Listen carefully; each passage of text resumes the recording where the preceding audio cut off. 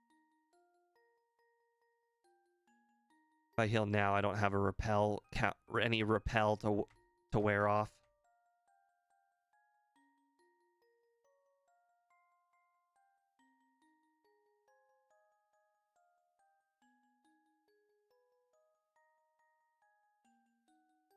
Right. Talk to the guy about this. All right, now let's get the rare candy. All right, the trainers in Surge's gym, or well, not trainers, sorry. Surge himself is actually one of the more difficult Elite Four members. Not because he's strong, but just because I just don't have a good move against him.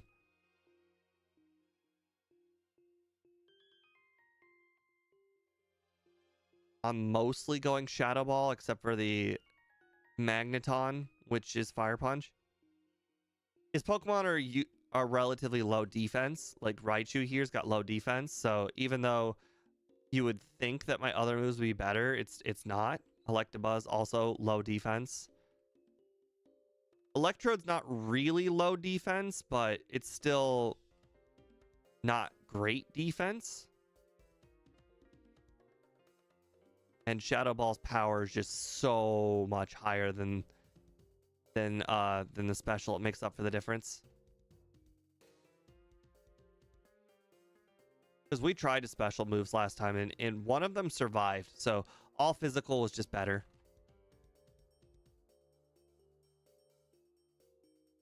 All right. Even though I'm fairly sure the other method is better, I will do the Scott method and go do Brock first. Even though I think going south is actually faster, but I'm fine with doing this too. It's fine. Both methods are fine. We're literally talking like 20 steps. My method saves like 20 steps. It's not a big deal. Crap, wrong move. Some reason my brain was like, Kabutops, Thunder Punch. And it was not Kabutops. So I just can't fly right here. My method saves you this walking time and this second time going by Beedrill Trainer. So it saves you 20 steps in a possible battle.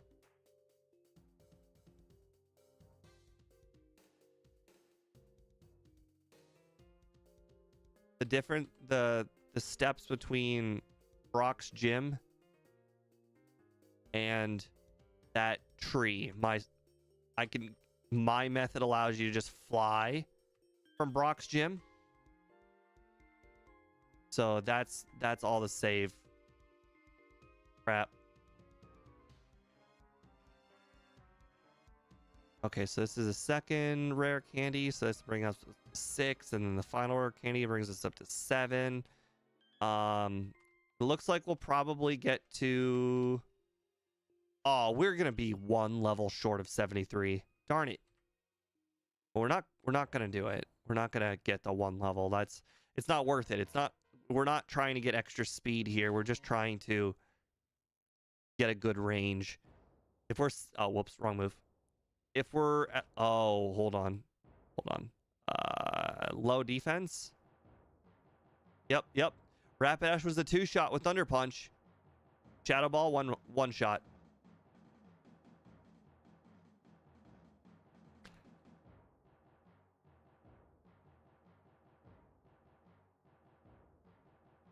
All right, so looks like we'll get to hopefully level 66 by the time we beat rival the blue. If we don't even make it to 66, that'll be eye-opening.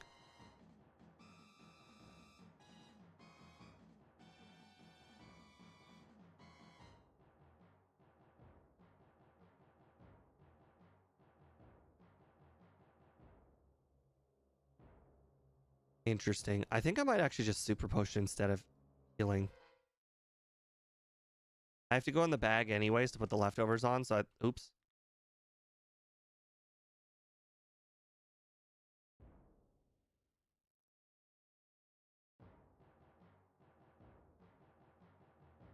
All right, I gotta put the leftovers on. I might as well super potion.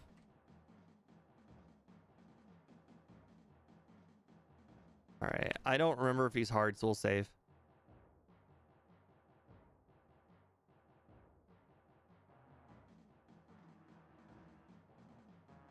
Nice.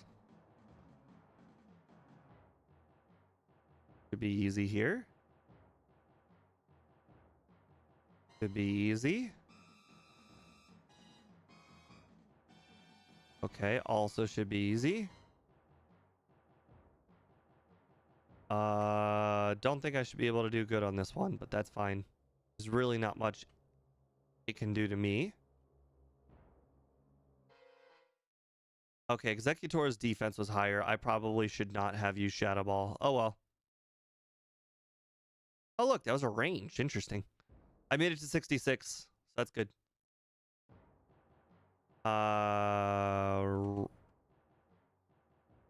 There's still one more rare candy to pick, so I was about to rare candy there. That would have been bad. Electabuzz Zakroa, we are just getting real close to finishing up on the run. The over under, it looks like we're gonna smash the over under, which is great. It really just goes down to the luck on Snorlax. We have to rely on dynamic punch luck on Snorlax, and the thing is, we do not two-shot the Snorlax, we three-shot the Snorlax. So we need Snorlax to either hit itself in confusion, because dynamic punch does confuse it, or we just need it to like amnesia instead of using rest. Rest is bad. Okay, well, down, right, up, left, up. Okay. Okay, I don't know what went on there, but when I entered the building last time, my overlay was screwed up too. Okay, there we go. I have, when I do that tunnel, I stare at the overlay for the repel counter, and that's how I know what's left. All right, dynamic punch. Over fire punch. All right, now rare candy.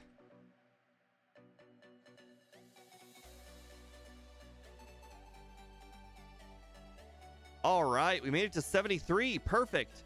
That's the exact level we wanted to be to hopefully two-shot the Snorlax. All right, come on, two-shot. Oh my god, I forgot to use the PP ups. Oh my god, it didn't matter. Thank god I forgot to use the PP ups. That would have been so bad. I picked up all the PP ups. Freeze didn't matter.